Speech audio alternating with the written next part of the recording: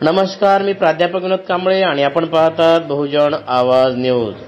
शारदीय नवरात्र उत्सवाच्या निमित्ताने युवासेना शिवसेनेकडून भाविक भक्तांना फळांचे वाटप। सविस्तर माहिती अशी की माहूरगडावर शारदीय नवरात्र उत्सवाला सुरुवात झाली असून श्री रेणुका मातेच्या दर्शनासाठी माहूरगडावर संपूर्ण महाराष्ट्रातील सह इतर राज्यातून भाविक भक्त दर्शनासाठी येत असतात।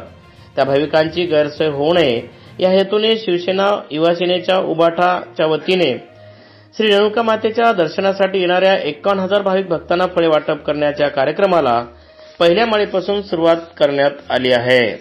माहूरगडावरील श्री रेणुका देवीच्या नवरात्र उत्सवास दिनांक 3 ऑक्टोबरला सुरुवात झाली आहे। हा नवरात्र उत्सव अगदी आनंदात साजरा केला जात आहे। नवरात्र उत्सवात संपूर्ण महाराष्ट्रासह इतर राज्यातून लाखो भाविक श्री रेणुका मातेच्या दर्शनाकरिता माहूरगडावर येतात।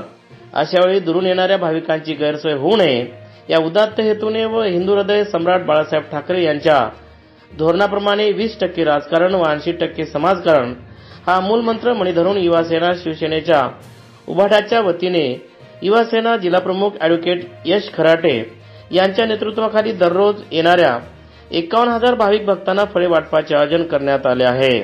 आजपासून सुरू झालेल्या नवरात्र उत्सवाच्या पहिल्या दिवशीच्या फळे वाटपाच्या कार्यक्रमाप्रसंगी किनवट माहूर विधानसभा प्रमुख ज्योतिबा खराटे, शिवसेना उपजिल्हा प्रमुख अनिल रुनवाल, जवाहरलाल जयस्वाल, युवासेना जिल्हा समन्वयक नितीन पाटील कनलवार, माहूर नगर पंचायत उपाध्यक्ष नाना लाड, नगरसेवक विजय कामडकर, शहर प्रमुख निर्धारी जाधव, युवासेना उपजिल्हा प्रमुख जितू चोले, युवासेना तालुका प्रमुख अक्षय वाघ पाटील, संदीप गोरडे, वसीम शेख, युती सेना तालुका प्रमुख सुरेखा तळणकर, आशिष जयस्वाल, अभिषेक जयस्वाल, अभिषेक दुबे, रुपेश कोवे, बाळू दवणे, आशीर्वाद आडावे, अक्षय जांभळे, गजानन चोपडे यांची उपस्थिती होती।